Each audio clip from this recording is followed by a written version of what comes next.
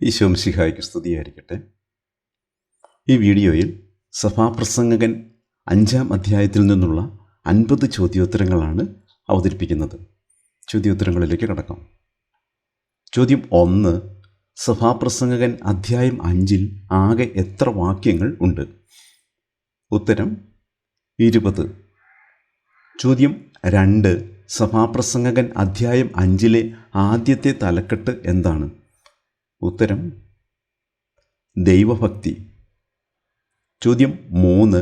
എവിടേക്ക് പോകുമ്പോഴാണ് സൂക്ഷ്മതയുള്ളവൻ ആയിരിക്കേണ്ടത്? ഉത്തരം ദേവാലയത്തിലേക്ക്. ചോദ്യം 4. വിഡ്ഢിയുടെ ബലിയർപ്പണത്തേക്കാൾ ഉത്തമമായി സഭാപ്രസംഗകൻ കാണുന്നത് എന്ത്?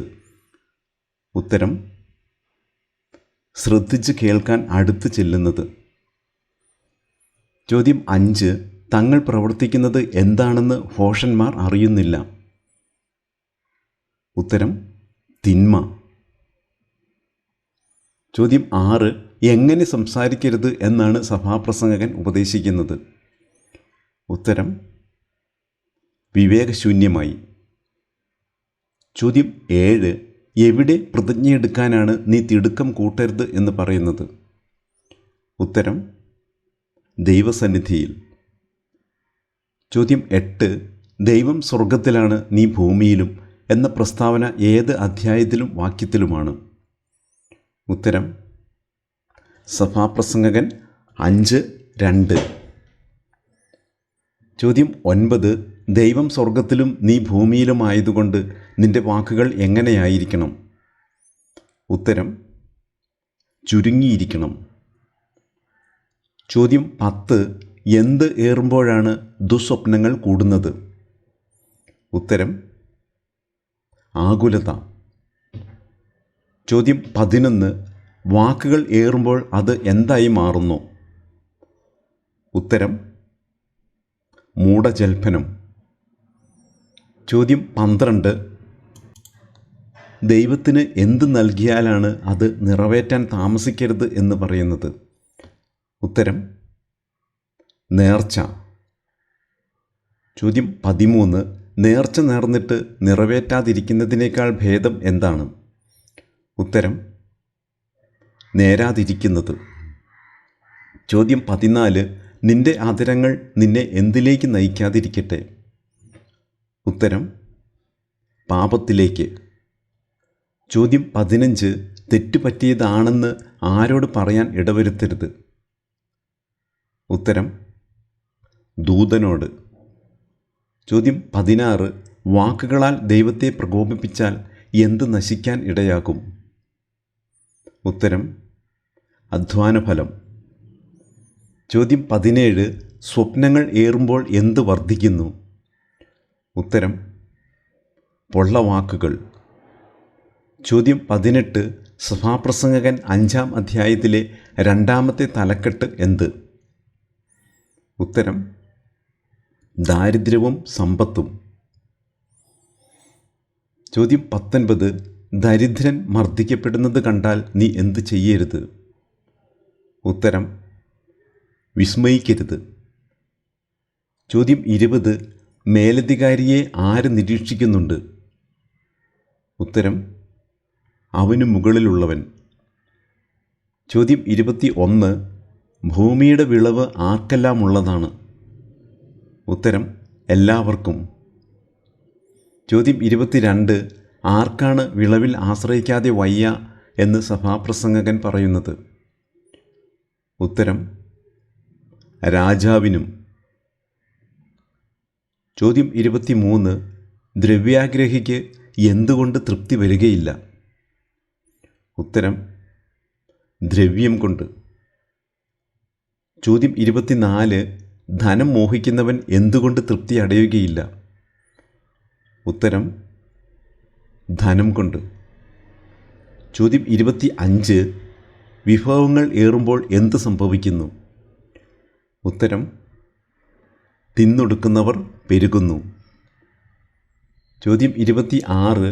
വിഭവങ്ങൾ വർദ്ധിക്കുന്നതുകൊണ്ട് ഉടമസ്ഥന് എന്ത് പ്രയോജനം? ഉത്തരം നോക്കി നിൽക്കാം. ചോദ്യം 27.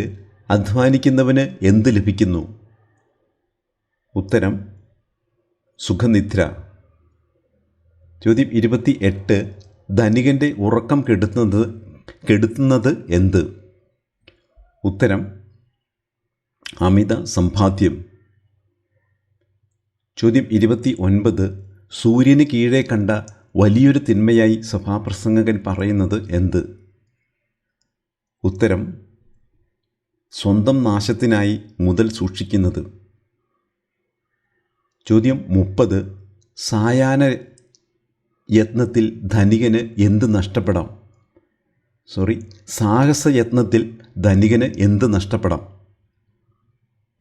ഉത്തരം മുതൽ അഥവാ സമ്പാദ്യം. ചോദ്യം 31. ധനികൻ അമ്മയുടെ ഉദരത്തിൽ നിന്ന് എങ്ങനെയാണ് വന്നത്? ഉത്തരം നഗ്നനായി. ചോദ്യം 32. ധനികൻ തൻ്റെ പ്രയത്നബലത്തിൽ നിന്ന് എന്ത് കൊണ്ടുപോകും? ഉത്തരം ഒന്നും കൊണ്ടുപോകില്ല. ചോദ്യം 33. ധനികൻ തൻ്റെ ജീവിതം എങ്ങനെയെല്ലാമാണ് തള്ളി നീക്കുന്നത്? ഉത്തരം അന്ധകാരത്തിലും ആകുലതയിലും മറ്റും. ചോദ്യം 34. തിന്നുകുടിച്ചും അധ്വാനബലം ആസ്വദിച്ചും കഴിയുന്നത് എന്താണ്? ഉത്തരം ഉത്തമവും യോഗ്യവും. ചോദ്യം 35. സമ്പത്തും സമൃദ്ധിയും അനുഭവിക്കാനുള്ള കഴിവ് ആരുടെ ദാനമാണ്? ഉത്തരം ദൈവത്തിൻ്റെ. ചോദ്യം 36. ജീവിതത്തിൻ്റെ എന്ത് കൊഴിഞ്ഞു പോകുന്നതിൽ മനുഷ്യൻ പര്യാകുലനല്ല? ഉത്തരം ദിനങ്ങൾ. ചോദ്യം 37. ദൈവം മനുഷ്യൻ്റെ ദിനങ്ങൾ എങ്ങനെയാക്കി മാറ്റിയിരിക്കുന്നു? ഉത്തരം സന്തോഷഭരിതമാക്കി. ചോദ്യം 38. സഭാപ്രസംഗകൻ 5:2 സമാനമായ പുതിയ നിയമഭാഗം ഏത്? ഉത്തരം യാക്കോബ് 3:8. ചോദ്യം 39. യാക്കോബ് 3:8 അനുസരിച്ച് മനുഷ്യന് എന്തിനെ നിയന്ത്രിക്കാൻ കഴിയില്ല? ഉത്തരം നാവിനെ. ചോദ്യം 40. സഭാപ്രസംഗകൻ 5:4 സമാനമായ പഴയ നിയമഭാഗമേത്? ഉത്തരം നിയമാവർത്തനം 23, 21 മുതൽ 23 വരെ വാക്യങ്ങൾ. ചോദ്യം 41. നേർച്ചകൾ നിറവേറ്റാൻ വൈകരുത് എന്ന് പറയുന്ന മറ്റൊരു പുസ്തകം ഏത്? ഉത്തരം നിയമാവർത്തനം. ചോദ്യം 42. സഭാപ്രസംഗകൻ 5:15 സമാനമായ ജോബ് പുസ്തകത്തിലെ വാക്യം ഏത്? ഉത്തരം ജോബ് 1:21. ചോദ്യം 43. നഗ്നനായി ഞാൻ വന്നു, നഗ്നനായി തന്നെ ഞാൻ പിൻവാങ്ങും, ആര് പറഞ്ഞു? ഉത്തരം ജോബ്. ചോദ്യം 44. 1 തീമോത്തിയോസ് 6:7 പ്രകാരം നാം ലോകത്തേക്ക് എന്ത് കൊണ്ടുവന്നു? ഉത്തരം ഒന്നും കൊണ്ടുവന്നില്ല. ചോദ്യം 45. ദൈവദത്തമായ ഈ ഹ്രസ്വജീവിതം മനുഷ്യൻ തിന്നുകുടിച്ചും അധ്വാനഫലം ആസ്വദിച്ചും കഴിക്കുന്നതാണ് ഉത്തമവും യോഗ്യവുമായി ഞാൻ കണ്ടിട്ടുള്ളത്. തുടർന്നു വരുന്ന വാക്യമേത്? ഉത്തരം ഇതാണ് അവൻ്റെ ഗതി. ചോദ്യം 46. അധ്യായവും വാക്യവുമേത്? അതും വലിയ തിന്മയാണ്, അവൻ വന്നതുപോലെ തന്നെ പോകും. ഉത്തരം സഭാപ്രസംഗകൻ 5:16. ചോദ്യം 47. അധ്യായവും വാക്യവുമേത്? ഭൂമിയുടെ വിളവ് എല്ലാവർക്കുമുള്ളതാണ്, രാജാവിനും വിളവിൽ ആശ്രയിക്കാതെ വയ്യ. ഉത്തരം സഭാപ്രസംഗകൻ 5:9. ചോദ്യം 48. പൂരിപ്പിക്കുക.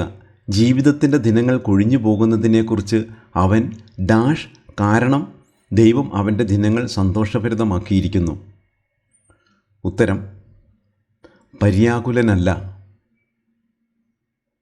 ചോദ്യം 49. ഇതും മിഥ്യ തന്നെ, എന്ന് സഭാപ്രസംഗകൻ 5-ാം അധ്യായത്തിലെ എത്രാമത്തെ വാക്യത്തിലാണ് പ്രസ്താവിക്കുന്നത്? ഉത്തരം 11. ചോദ്യം 50. ദൈവത്തിന് നേർച്ച നേർന്നാൽ നിറവേറ്റാൻ താമസിക്കരുത്, മൂഢരിൽ അവിടുത്തേക്ക് പ്രീതിയില്ല. തുടർന്നു വരുന്ന ഭാഗമേത്? ഉത്തരം നേരുന്നത് നിറവേറ്റുക. തുടർന്ന് ഈ അധ്യായവുമായി ബന്ധപ്പെട്ട സമാന വാക്യങ്ങളുടെ ഒന്ന് കണ്ണോടിക്കാം. സഭാപ്രസംഗകൻ 5:2 സമാനമായി യാക്കോബ് 3:8 ആണ് തന്നിരിക്കുന്നത്. സഭാപ്രസംഗകൻ 5:2 ഇപ്രകാരം വായിക്കുന്നു: വിവേകശൂന്യമായി സംസാരിക്കരുത്, ദൈവസന്നിധിയിൽ പ്രതിജ്ഞയെടുക്കാൻ തിടുക്കം കൂട്ടരുത്. ദൈവം സ്വർഗത്തിലാണ്, നീ ഭൂമിയിലും. അതുകൊണ്ട് നിൻ്റെ വാക്കുകൾ ചുരുങ്ങിയിരിക്കട്ടെ. യാക്കോബ് 3:8 സമാനമായി പറയുന്നു: എന്നാൽ ഒരു മനുഷ്യനും നാവിനെ നിയന്ത്രിക്കാൻ സാധിക്കുകയില്ല, അത് അനിയന്ത്രിതമായ തിന്മയും മാരകമായ വിഷവുമാണ്. അതുപോലെ സഭാപ്രസംഗകൻ 5:4 സമാനമായി നിയമാവർത്തനം 23-ാം അധ്യായം 21 മുതൽ 23 വരെ വാക്യങ്ങളാണ് തന്നിരിക്കുന്നത്. സഭാപ്രസംഗകൻ 5:4 ഇപ്രകാരം വായിക്കുന്നു: ദൈവത്തിന് നേർച്ച നേർന്നാൽ നിറവേറ്റാൻ താമസിക്കരുത്, മൂഢരിൽ അവിടുത്തേക്ക് പ്രീതിയില്ല. നേരുന്നത് നിറവേറ്റുക. സമാന വാക്യം നിയമാവർത്തനം 23:21: നിന്റെ ദൈവമായ കർത്താവിന് നേരുന്ന നേർച്ചകൾ നിറവേറ്റാൻ വൈകരുത്. അവിടുന്ന് നിശ്ചയമായും അത് നിന്നോട് ആവശ്യപ്പെടും, നീ കുറ്റക്കാരനാവുകയും ചെയ്യും. 22: എന്നാൽ നേർച്ച നേരാതിരുന്നാൽ പാപമാകുകയില്ല. 23: വാക്കു പാലിക്കാൻ നീ ശ്രദ്ധിക്കണം. വാഗ്ദാനം ചെയ്തപ്പോൾ സ്വമേധയാ നിന്റെ ദൈവമായ കർത്താവിന് നേരുകയായിരുന്നു. തുടർന്ന് സഭാപ്രസംഗകൻ 5:14 സമാനമായി ജോബ് 1:21, 1 തിമോത്തിയോസ് 6:7 വചനങ്ങളുമാണ് തന്നിരിക്കുന്നത്. സഭാപ്രസംഗകൻ 5:14 ഇപ്രകാരം പറയുന്നു: ഒരു സായാഹ്ന യത്നത്തിൽ അത് നഷ്ടപ്പെടുന്നു, തൻ്റെ പുത്രന് കൊടുക്കാൻ അവൻ്റെ കൈവശം ഒന്നുമില്ലാതായി. സമാനവാക്യമായി ജോബ് 1:21: അവൻ പറഞ്ഞു, അമ്മയുടെ ഉദരത്തിൽ നിന്ന് നഗ്നനായി ഞാൻ വന്നു, നഗ്നനായി തന്നെ ഞാൻ പിൻവാങ്ങും. കർത്താവ് തന്നു, കർത്താവ് എടുത്തു, കർത്താവിൻ്റെ നാമം മഹത്വപ്പെടട്ടെ. 1 തിമോത്തിയോസ് 6:7: കാരണം നാം ഈ ലോകത്തിലേക്ക് ഒന്നും കൊണ്ടുവന്നില്ല, ഇവിടെ നിന്ന് ഒന്നും കൊണ്ടുപോകാനും നമുക്ക് സാധിക്കുകയില്ല. ഇതോടെ ഈ സെറ്റിലെ ചോദ്യോത്തരങ്ങൾ അവസാനിക്കുകയാണ്. So thanks for watching. കർത്താവായ യേശു ക്രിസ്തുവിൻ്റെ കൃപ നാം ഓരോരുത്തരോടും കൂടി ഉണ്ടായിരിക്കട്ടെ. ആമേൻ.